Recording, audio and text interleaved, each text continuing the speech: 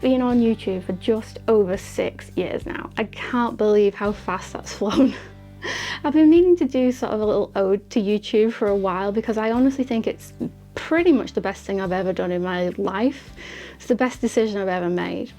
And as someone who watches YouTube, I've always thought it's quite interesting to see the behind the scenes of a day-to-day life of a creator. So I'll cover a little bit of that as well. And mostly, if you've ever thought about starting a channel, maybe this will give you some inspiration too, because it can open a heck of a lot of doors for you. So why did I start my YouTube channel, or how my camera changed my life?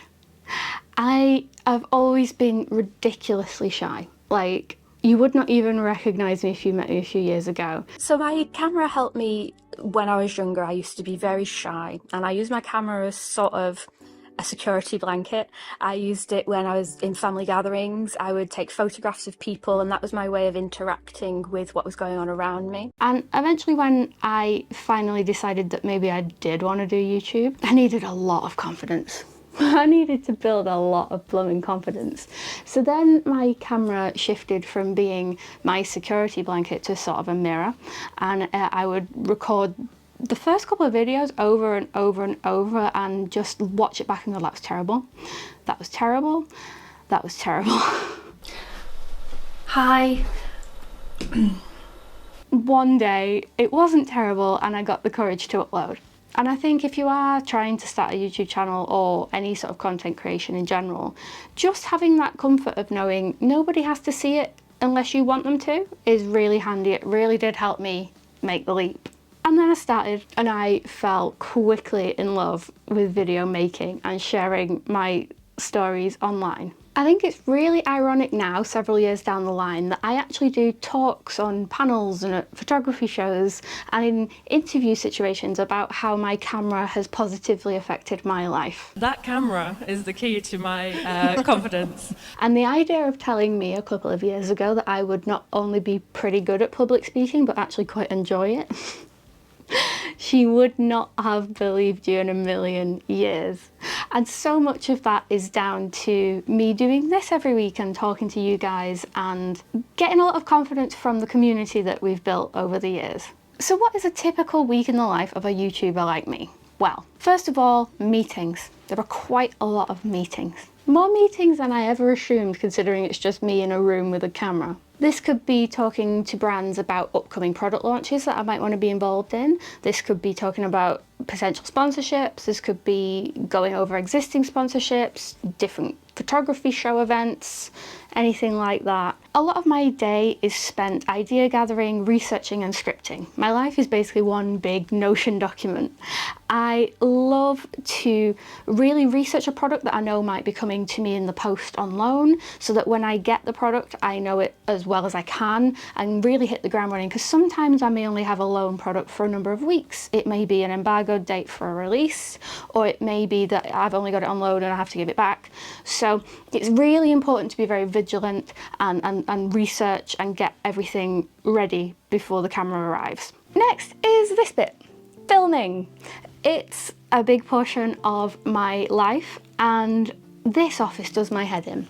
It really does my head in. It's a hell of a lot better than my last setup, but it's not perfect yet. It takes me about 40 minutes before I can even press record in here. So in recent months, I've been trying to make the world my office. In the last few months, I've filmed in Tokyo and Valencia, Amsterdam and Munich, and then again in Amsterdam on a boat, which was just like the highlight of my year. The Faroe Islands and Madeira, and then more recently, Kenya.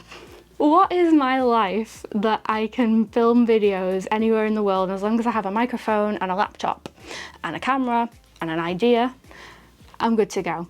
I'm absolutely blessed. It's been a lot of blooming work, but I really don't take it for granted at all. It's amazing. And then finally, the much less glamorous side of all that is so much of your life as a YouTuber is spent editing, unless you're lucky enough or rich enough to afford an editor.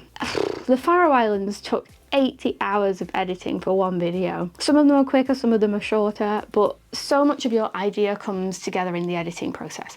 And it's really cool to see, because it was once an idea and then some words on a page, and now it's a real tangible video. But then also it can be very, very stressful. Basically, most of my life is spent at this desk in my pajamas, editing away. So on that note, am I actually a full-time YouTuber? And the answer is yes.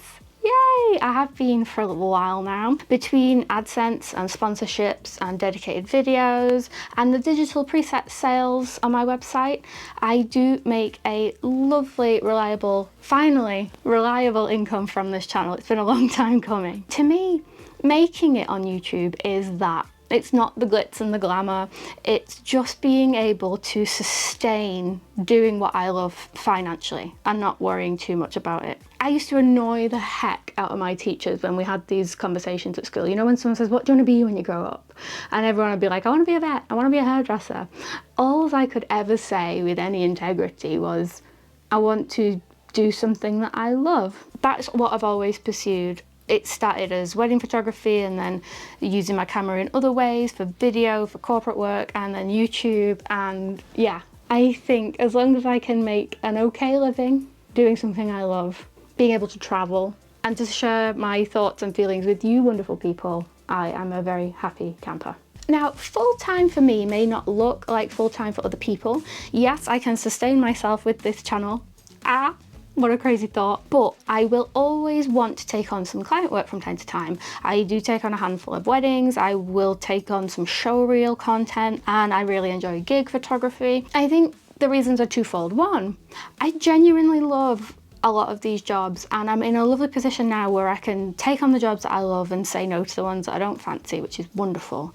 But two, I think to be a camera reviewer, you have to actually use the cameras in a real world environment. So I never want to be one of those people where I'm at home, you know, chatting about things in the abstract. I want to be out shooting weddings and doing gig photography and doing all these jobs. And I think that's always going to be a part of my life.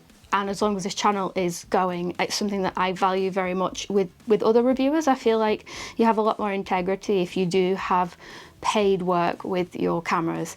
I want it to be real world. I think that's what this channel is all about. I think the biggest thing that I love about my job at the moment is my ability to travel and still earn money. It's such a blessing and it's something that I really, really value / need as a person. I feel like I get very itchy feet if I stay at home too long. That was just never a reality when I was a wedding photographer because every weekend was taken up and, you know, you had your set holidays, you had your set budget, and that's your lot. See you next year. So I really value the freedom that this has afforded me. I'm very, very lucky. And really, let's break it down.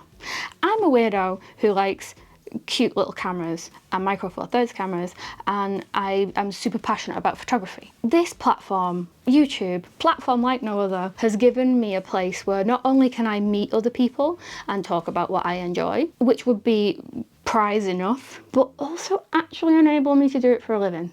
Mad. There is no other platform like this. I mean, I still get comments every single day on videos that are 2 or 3 years old. And then on other platforms, you're lucky if your content lasts a week before it's stale. I just think if you are a creative person, this is the platform to put your energy in because you get the most out of it and it does become evergreen. So that's all the good stuff, but I would be absolutely lying out of my teeth if I said every day was sunshine, roses and cool stuff. I really don't want to let anybody down. So if I get an email at 9 o'clock at night asking me about a camera recommendation, I always try and reply. And I feel like sometimes if you don't watch yourself, this job can become a 24/7 sort of thing. I think I need to work a little bit better on my working boundaries and still reply to everyone because I blooming love when I get emails and things from you guys, but maybe do it within working hours. Maybe not at 10 o'clock at night. And I think creativity in general, because you are putting a more personal piece of yourself out there, it can be tethered to your mental health a little bit, whether something succeeds or fails.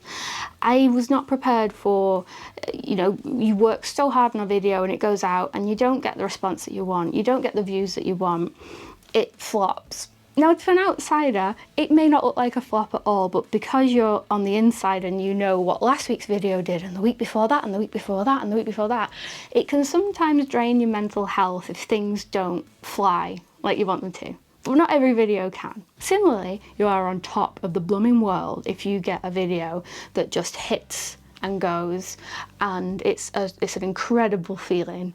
Sometimes at night I'm, replying to comments long after I should have gone to bed because I'm just so excited that people are engaging with something that I've created. So there's definitely pros and cons to this whole business. It's a lot of hard work, but I do think if you're a creative person, you owe it to yourself to get on this platform and give it your best shot. Because I do think, particularly in the photography niche, there is a space for everyone. If you think about our photography niche, we have all ages, there's a load of wonderful female content creators, we have creators from all around the world. We don't care if you're the best photographer in the world even, if you're doing something unique or if you're using a particular camera that you're passionate about. It doesn't matter. What matters are your opinions, your stories, whatever you're passionate about, share it with the community. And look at me, I'm a weirdo that likes tiny cameras and I've found an audience.